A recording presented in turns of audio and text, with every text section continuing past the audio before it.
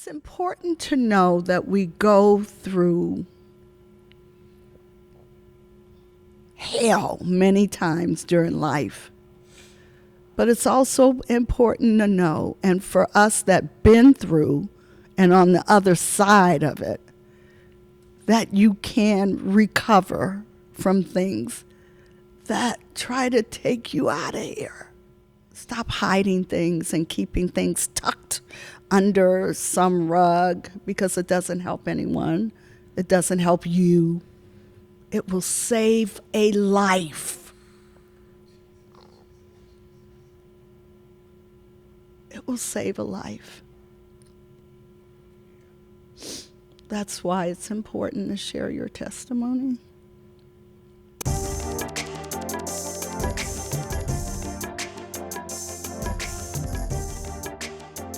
What's the word of the day? No. Oh, resilience. So Valencia asked me to talk about my experience or what I went through with my years of trying to become a teacher. And I never thought it would take 15 years to become a teacher. And just thinking about Pastor's sermon, no. Mm-hmm. So for years, God told me no, not yet. I would take a class, I would fail. I would have to go back and take the class again, and I passed. I would go on to the next class and fail. And these were all math classes. And then when I heard yes, he sent me a tutor.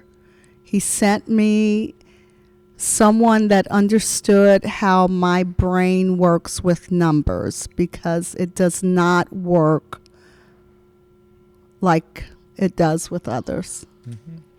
So my passion for wanting to teach children who don't believe that they are capable of succeeding,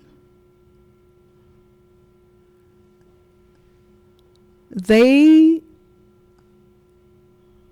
were going to be worth every tear I shed, every penny I spent, and every year it took for me to become a teacher.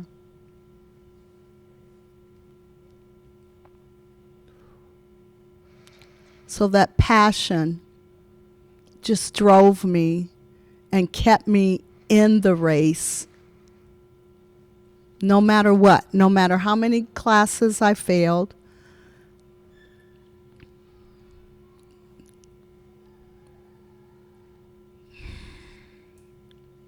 the long nights,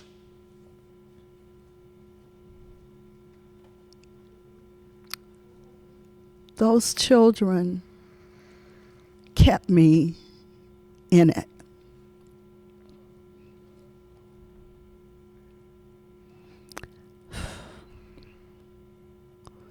But I know I stand on others, women and men that have been my village, that supported me throughout those years, 15 years, always telling me, don't stop, don't give up, stay in it. And like Tyler Perry, I heard him say once, his mom said, find a way. Find a way to stay in it. And thank God, he gave me the village that kept feeding me, encouraging me, to just stay in it. And that's where the resilience comes from. God and the village that He put me in. Many times I was the oldest in class, and that was humbling. But I survived it all. And I'm thankful for every failure and every success that was on that road that I had to travel.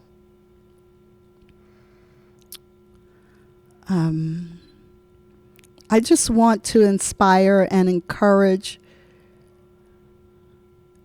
anyone and everyone. I know Pastor is really into encouraging young people, and I believe in that. But I also want people who are seasoned to know that you can still do things. Your passion, whatever that is, don't give up on it. Don't sit on it. Move. Move on it. So I'm thankful for my family, my husband, who stayed with me through those 15 years because I was ready to leave him.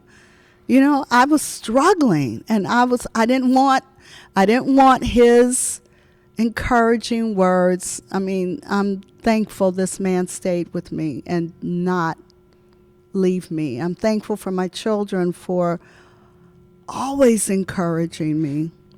And I wanted what my husband had. I wanted what my children have. I wanted school. I knew I had to wait until after my daughters went to school because it was about them and not about what I wanted at that time. So I waited patiently. And when it was my turn, bit by bit, struggle by struggle, you just keep going. And that's what I learned at this being older. Things will get better. You just don't give up because it's hard. Don't give up because it's expensive. Let your passion drive you and know that on the other end of it, what you went through, your testimony will help someone else go through what they're going through. And that's it.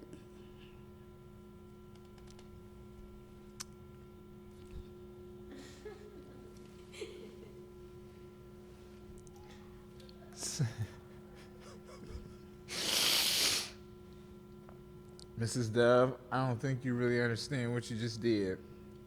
It's the first time I've cried doing this. Oh my God. And I have nothing to say other than thank you, because clearly this was for me. A.M.E. Money. So, with that, look, world, this is why we do this. These ain't fake tears.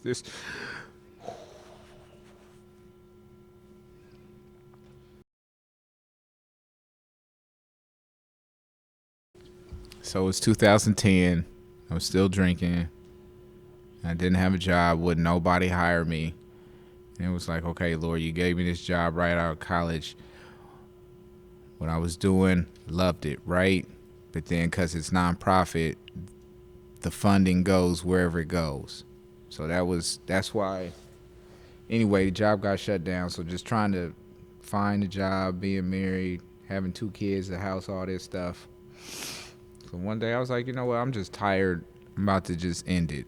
And I'm like, okay, I know I don't want my kids and wife to see me all cut up and stuff. So next best thing, get you some pills and drink, right? So there was a bottle of dark, bottle of light. So I just got a cup, poured half and half, took about 7 pills, and it's like we just gonna go in our sleep, right? Went through pretty much 3/4 of both bottles, probably about 7 pills. But I woke up the next day, and the Lord clear as day, don't you ever do that again. And it's like, well, here we are 15 years later. Now you're clean. Now you're, yeah, man. Yeah, man. You got to talk. You can't hold it in, because When Marcus said, you never know who needs to hear that, the devil was trying to stop us from hearing that. I believe that. Because I was about to say you were nervous for nothing, but it wasn't for nothing. Trying to stop you from sharing that. Yeah. It's so powerful. For sure. And that's why the podcast, why I didn't join. Because, yeah. And too many times I think, I know. Well, this is what I say to the kids at Eastmore. When I heard it, I really had to point the finger at myself, and I say it to the kids at Eastmore. How much more time are we going to lend to fear? You know, and that was part of the reason do I want to go to school? Can I go to school? And I said, like, why not me? Why not me? So I had to let go of fear and really let God use me. And that testimony, I failed 4 math classes at Columbus State until I found my tutor. And she said, I'm staying with you until you graduate. She let me cuss, spit, kick, cry. She saw me through every emotion. And she's still with me.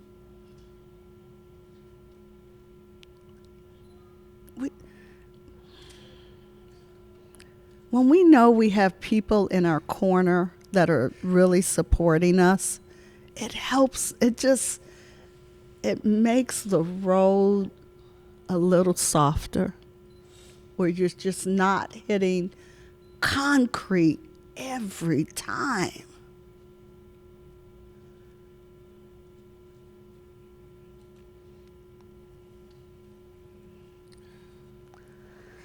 I'm happy I made it through.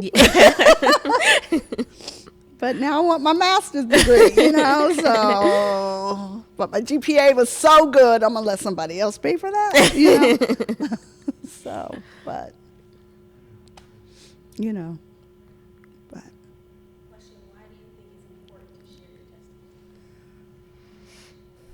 but. Why I think it's important, Iman, you would look at Imani. Question. Yes. Why do you think it's important to share your testimony?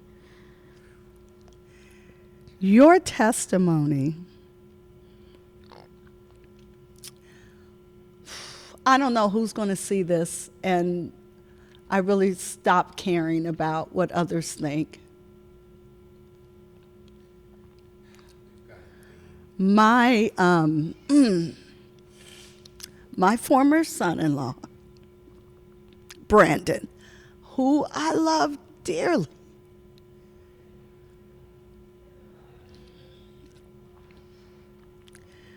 it's important to know that we go through hell many times during life. But it's also important to know, and for us that been through and on the other side of it, that you can recover from things that try to take you out of here. And so I wish I could have shared with him that It's okay. You're not the only one. But you will get through whatever it is that is eating at your brain, pulling you down. And so I will no longer hold back. And that's why I love working at Eastmore, because I get to be with the high school students and just share. This was my life. I'm lucky to be here, because when I was dancing and traveling the world and meeting all sorts of people, many of my dear friends are no longer here. And I was doing the same thing they were doing. But I'm still here. And it's important to share. Stop hiding things and keeping things tucked under some rug, because it doesn't help anyone. It doesn't help you. It will save a life. It will save a life. That's why it's important to share your testimony.